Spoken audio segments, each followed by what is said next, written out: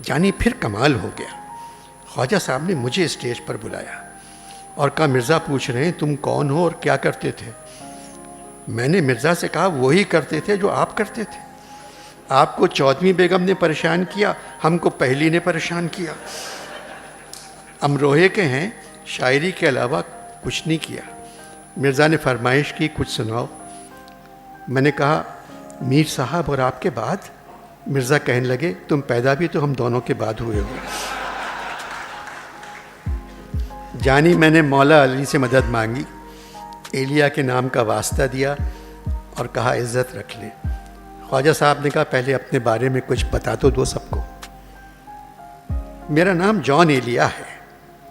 अदब घर से मिला, बेअदबी ज़माने से।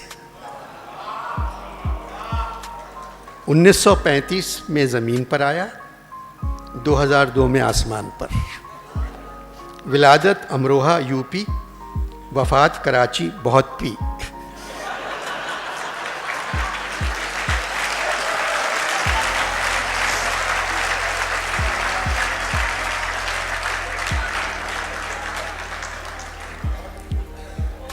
कई वक्त मुझ पर ऐसे आए, मैंने सोचा क्यों ना एहसास, शऊर और अपने फ़न को ताक में रख दूं और कहीं निकल लूं। तन्हा बहुत मसरूफ़ ज़िंदगी गुजारी, हर बात का दुख रहा, सिर्फ़ एक बात की खुशी हासिल हुई, मैंने मिल्ली और कौम परस्ताना इनकलाबी शायरी नहीं की। फ़ारसी और अरबी मेरी बगल में और उर्दू मेरी जेब में थी। काश मेरे चाहने वाले मेरी शायरी के बजाय मेरी नस्र पर ध्यान देते। शायरी तो हर कोई समझ लेता है, नस्र समझने के लिए पढ़ा लिखा होना ज़रूरी है।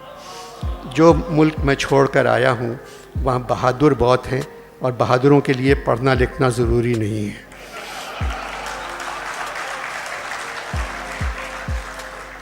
अब मैं मिर्ज़ा की फरमाइश पर अपने चंद अशार सुनाता हूँ। 18 बरस की उम्र में गज़ल लिखी थी, उसका एक शेर। हमको मिटा न दें ये ज़माने की मुश्किलें, लेकिन ये मुश्किलें तो हज़ारों के साथ हैं। उसी ज़माने का एक और शेर। हुजूम गम में सजाई है मैंने बज़्म ख़याल, नज़र झुका के ज़रा फिर तो हम सुखन होना। अब बात की शायरी। खामोशी से अदा हो रस्म दूरी, कोई हंगामा बरपा क्यों करें हम। जानी मरे हुए नौजवान लड़के और लड़कियां खड़े होकर तालियां और सीटियां बजाने लगे। मिर्ज़ा घबरा गए, ख्वाजा साहब से पूछने लगे, क्या क़यामत आ गई। ख्वाजा बोले, जॉन अचानक नौजवानों में बहुत मकबूल हो गए हैं। इनके हर शेर पर ज़मीन पर भी इसी किस्म का मुज़ाहरा होता था। ज़ुलेख़ा-ए अज़ीज़ा, बात यह है भला घाटे का सौदा क्यों करें हम। नौजवान चीखने लगे, इल्तिजा नहीं, इल्तिजा नहीं, इल्तिजा नहीं। एक नहीं, 4 शेर। अचानक भाई तकी उठ कर आए और मेरे कान में कहने लगे, तुम्हारे सारे भाई यहाँ बैठे, उनका भी तारुफ़ करवा दो। ख्वाजा साहब ने मुझसे पूछा, तकी साहब क्या कह रहे थे। मैंने कहा, वही जो सारे नौजवान कह रहे हैं, इल्तिजा नहीं कि कम से कम 4 शेर सुनाना। मिर्ज़ा से इजाज़त मांगी, मिल गई। मेरा एक मशवरा है, इल्तिजा नहीं।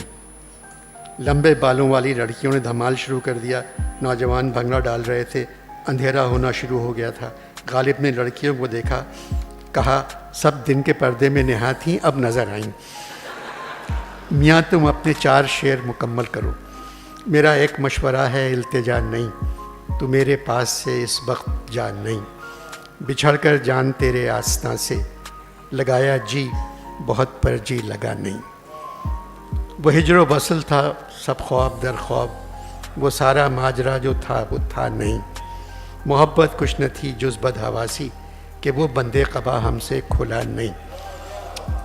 इसके बाद जानी में स्टेज से कूद के भाग गया। ये सानेहा सिर्फ तुमको बताया है, बस अपने तक रखियो। दूसरे दिन मैं अपनी मकबूलियत की माफ़ी मांगने मीर साहब के घर गया। वो लेटे हुए टेलीविज़न देख रहे थे। यहाँ टेलीविज़न भी बग़ैर बिजली के चलता है।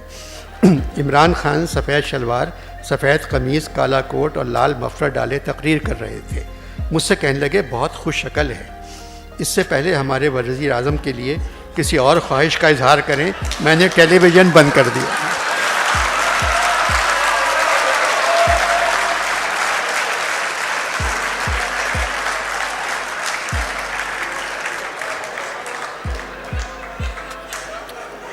मैंने टेलीविज़न बंद कर दिया। कहने लगे इमरान है कैसा? मैंने कहा न्याज़ी है मगर न्याज़मंद नहीं। अकल है मगर अक्लमंद नहीं। फिक्र है मगर फिक्रमंद नहीं। दौलत है मगर दौलतमंद नहीं। मीर की कुल्लियात जो मैं तरतीब दे रहा हूँ तकरीबन मुकम्मल हो चुकी है।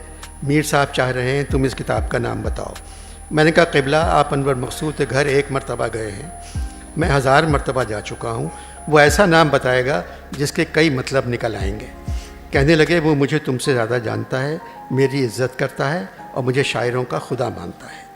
फिर मैंने हिम्मत करके जो नाम तुमने पिछले ख़त में लिखा था वो बता दिया। मैंने कहा अनवर मकसूद चाहता है आपकी कुल्लियात का नाम ख़वातीन व हज़रात होना चाहिए। उचक के बैठ गए, मैंने गुपक लिया वरना पलंग से गिर जाते। बोले कुल्लियात का नाम ख़वातीन व हज़रात। मैंने बताया अनवर ने लिखा था 2000 अशार ख़वातीन के बारे में, 2000 अशार हज़रात के बारे में। कहने लगे अब नाम समझ में आया, रख दो। टेलीविज़न लगाया, इमरान की तकरीर ख़त्म नहीं हुई थी। ज़ोर से अपना एक मिसरा पढ़ा, अल्लाह रे क्या नमक है आदम के हुस्न में भी। मैं खुदा हाफिज़ कह के चला आया, अपने क्वार्टर पहुँचा। नींद करीब आने का नाम ही नहीं ले रही थी। जानी यहाँ ना सोने की गोली मिलती है न जागने की। सोचने लगा यहाँ क्यों आ गया। साक़ी फ़ारूक़ी की तरह दूसरी तरफ जाना पसंद कर लेता। आग की वजह से कम से कम चाय तो गर्म मिल जाती। कुछ दिन पहले मगरिब के बाद फैज़ साहब से मुलाकात हुई। कहने लगे पाकिस्तान में तब्दीली आ गई है। मैंने कहा मुझे मालूम है, अब लाहौर में मेला चरागां की जगह फैज़ मेला होता है। कहने लगे अदबी तब्दीली की नहीं, हम सियासी तब्दीली की बात कर रहे हैं, नए पाकिस्तान की। मैंने पूछा क्या मतलब नया पाकिस्तान? क्या महाजिर हिंदुस्तान चले गए?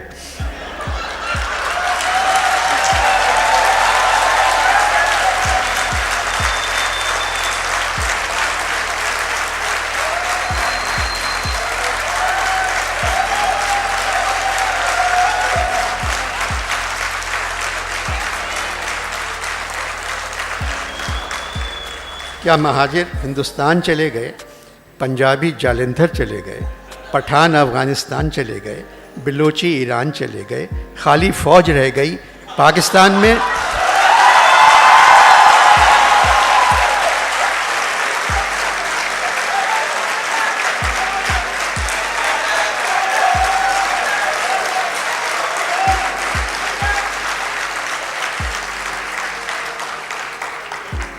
खाली फ़ौज रह गई।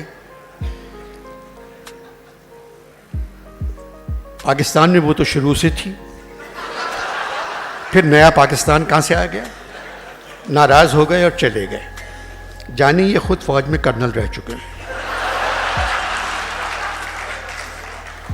जानी नया पाकिस्तान सिर्फ एक तरह बन सकता है। तुम इमरान खान से कहो पुराने पाकिस्तान को मलिक रियाज को बेच दे।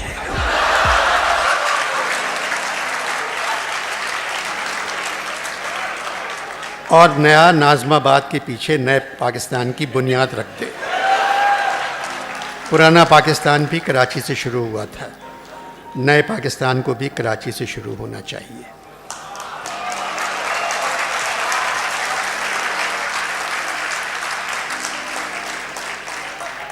तुमने ख़त में लिखा था तुम्हें एक फंक्शन में शायरी और सियासत पे बात करना है। पाकिस्तान क्या सियासत से ठीक हो सकता है या शायरी से? जानी शायरी और सियासत में सिर्फ झूठ होता है। पोइट्री और पॉलिटिक्स में से झूठ निकाल दो तो सिर्फ सफ़ेद कैनवस रह जाता है। शायर अपनी गज़ल के हर दूसरे शेर में यू टर्न लेता है और सियासतदान अपनी हर तकरीर में यू टर्न लेता है। बस एक बात ज़रूर कह देना, अच्छे शायर के लिए अच्छा इंसान होना ज़रूरी नहीं है, मगर हर बड़े सियासतदान के लिए अच्छा बेईमान होना बहुत ज़रूरी है। इमरान ईमानदार हैं, इसीलिए मुश्किल में हैं। अब बचा क्या? पाकिस्तान सियासत से ठीक हो सकता है या शायरी से? कायद आज़म बहुत बड़े सियासतदान थे, अल्लामा इक़बाल मुहब्बे वतन थे और बड़े शायर थे। अब पाकिस्तान में ना कायद पैदा हो सकते हैं ना अल्लामा। पाकिस्तान को तरक्की, अगर पाकिस्तान की तरक्की तुम देखना चाहते हो तो पंजाबी वकीलों को फ़ौजी बना दो और पंजाबी फ़ौजियों को वकील बना दो। मैं कसम खाता हूँ ये 2 दिन में सरहद पार कर लेंगे। जानी ख़त्म करने को जी नहीं चाह रहा है। बस तुम्हें एक अच्छी खबर सुना दूँ। आज सुबह मेरी बजिया से मुलाकात हुई। शहद की नहर के किनारे बैठी क्यारियों में फूल लगा रही थी। 10-15 हूरें उनके साथ थी। मुझे देखकर खड़ी हो गईं और दोनों हाथ फैलाकर कहा, इधर आओ बेटे, कैसे हो, किधर हो, कहाँ हो, भाई तुम अपनी सेहत का ख्याल रखो। मैंने बजिया को बताया नहीं कि हम मर गए हैं।